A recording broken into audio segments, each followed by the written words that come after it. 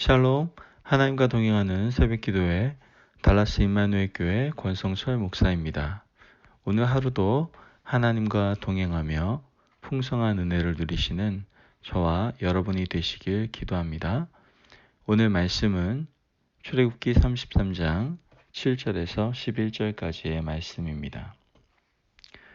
모세가 항상 장막을 취하여 진 밖에 쳐서 진과 멀리 떠나게 하고 회막이라 이름하니 여호와를 앙모하는 자는 다 진 바깥 회막으로 나아가며 모세가 회막으로 나아갈 때에는 백성이 다 일어나 자기 장막 문에 서서 모세가 회막에 들어가기까지 바라보며 모세가 회막에 들어갈 때에 구름 기둥이 내려 회막 문에 서며 여호와께서 모세와 말씀하시니 모든 백성이 회막 문에 구름 기둥이 서 있는 곳을 보고 다 일어나 각기 장막 문에 서서 예배하며 사람이 자기의 친구와 이야기함 같이 여호와께서는 모세와 대면하여 말씀하시며 모세는 진으로 돌아오나 눈의 아들 젊은 수종자 여호수아는 회막을 떠나지 아니하니라.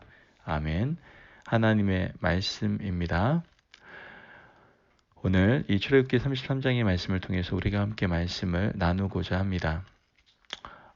오늘 말씀을 보면 하나님은 이스라엘이 우상 숭배에 빠진 것에 대해서 진노의 표시로 이스라엘 백성들과 함께 동행하기를 거부하시게 된 걸 보게 됩니다.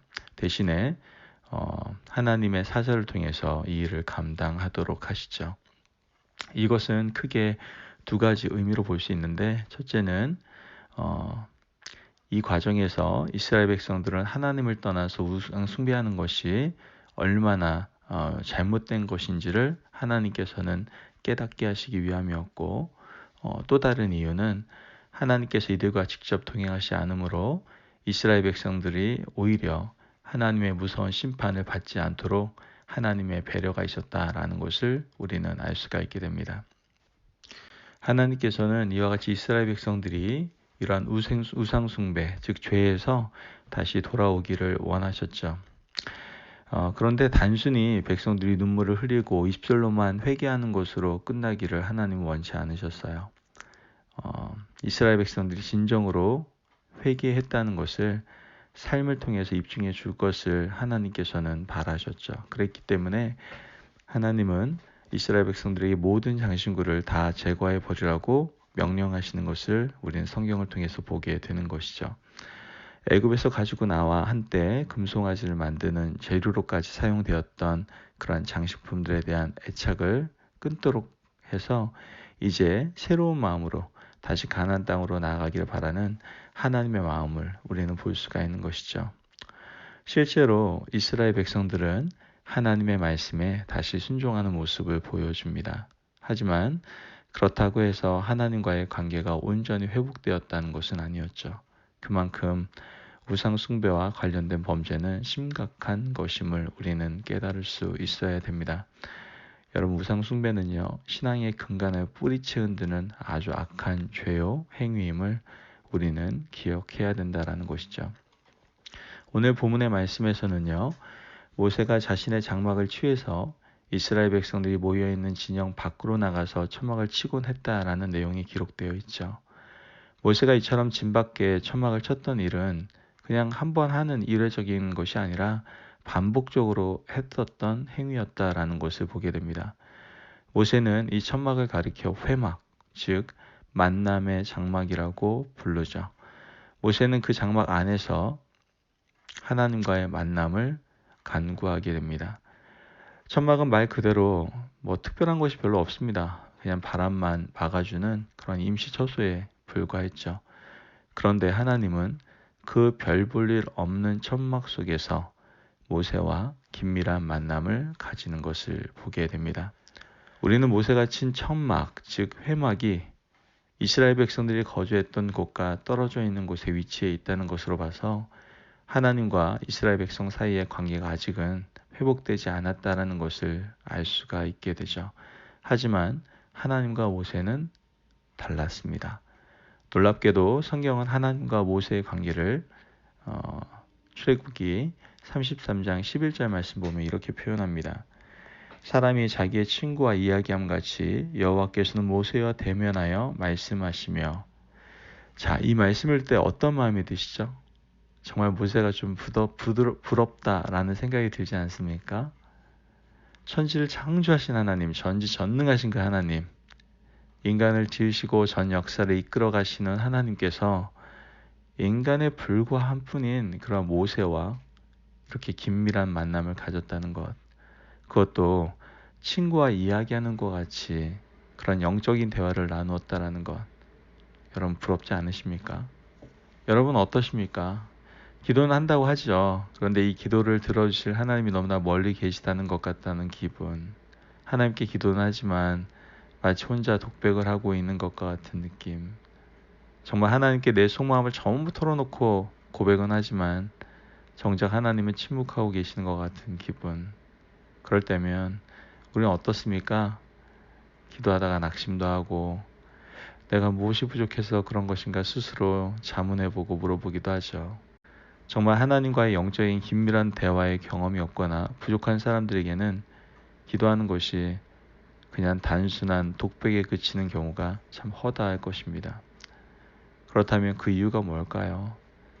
그 문제가 우리의 기도를 들어주셔야 할 하나님께 있는 것일까요? 아니면 우리 자신에게 있는 걸까요?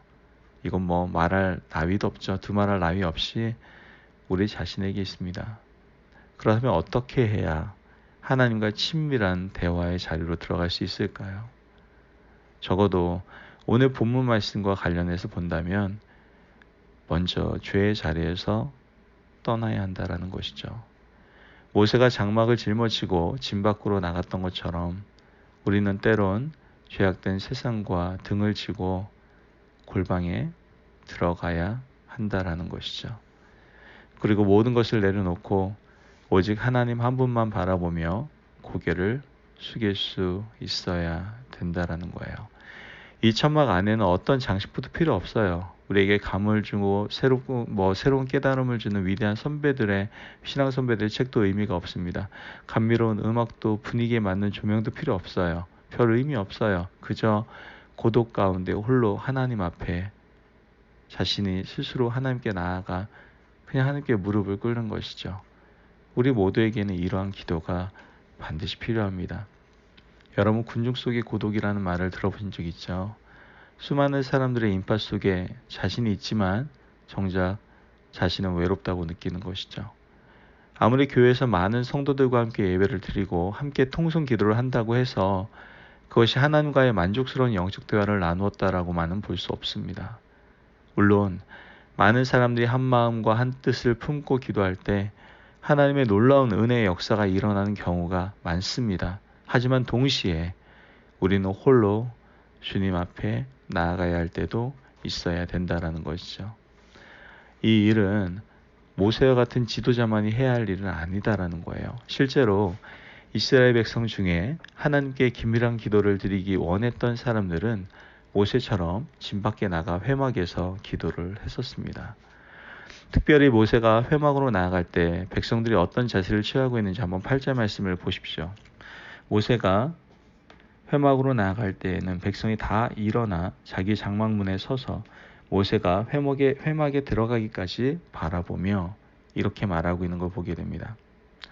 여기서 백성들의 태도가 좀 변하고 있다는 것을 볼 수 있죠. 지금 모세의 영적 권위를 어떻게 하기 시작한 거예요? 인정하기 시작했다는 것이죠. 모세가 하나님과 대면하여 기도하는 행위가 얼마나 그 이스라엘 백성들 자신들에게 중요한 일인지를 다시 한번 깨닫게 됐다는 거예요.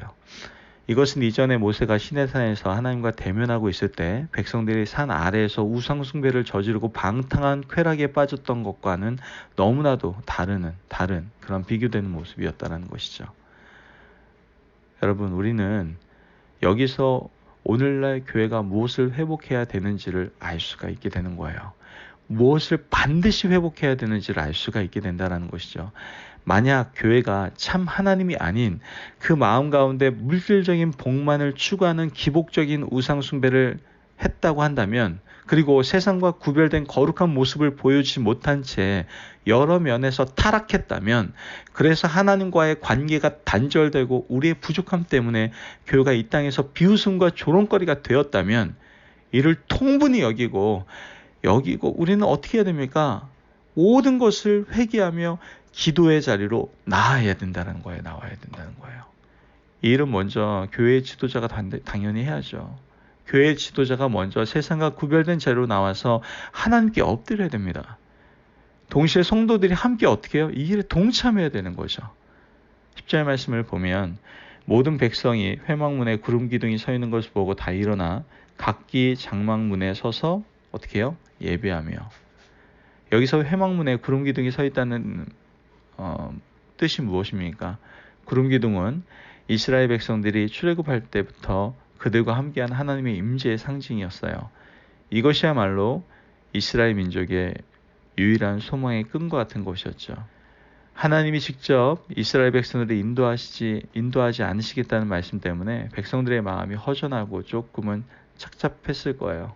겉으로 표현은 못해도 근심하고 염려하는 부분도 있었을 겁니다. 하지만 비록 진위가 아니라 회막이라고 해도 그곳에서 하나님의 구름 기둥이 임한 곳을 바라보는 이스라엘 백성의 입장에서는요, 큰 위로가 또한 큰 힘이 되었을 거예요. 게다가 이 구름 기둥은 비록 하나님과 그 백성 간의 관계가 온전히 회복되지 못했던 상황에서 보여진 것이기 때문에 그 의미가 정말 좀 다르게 느껴진 것이죠. 이 어떤 의미로 다가왔을까요? 바로 하나님의 진노 중에라도 그 백성들을 아끼고 사랑하시는 하나님을 보여주는 그러한 증거이기 때문에 또 다른 의미로 다가왔을 겁니다.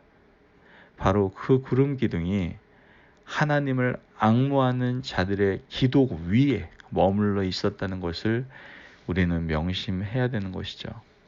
여러분, 고독하십니까? 외롭다고 느껴지십니까? 정말 친구다운 친구가 그리우십니까? 정말로 나를 사랑하고 아껴주는 상대가 여러분 간절하십니까? 여러분 그렇다면 하나님 앞에 나아가십시오. 하나님과 대화하기를 여러분 주저하지 마세요. 주님이 침묵하신다고 절망하실 필요 없어요. 때로는 하나님의 침묵이 기도의 응답이 될 수 있어요. 그러므로 그냥 주님을 앙망하는 그런 마음을 품고 주님 앞에 나오십시오.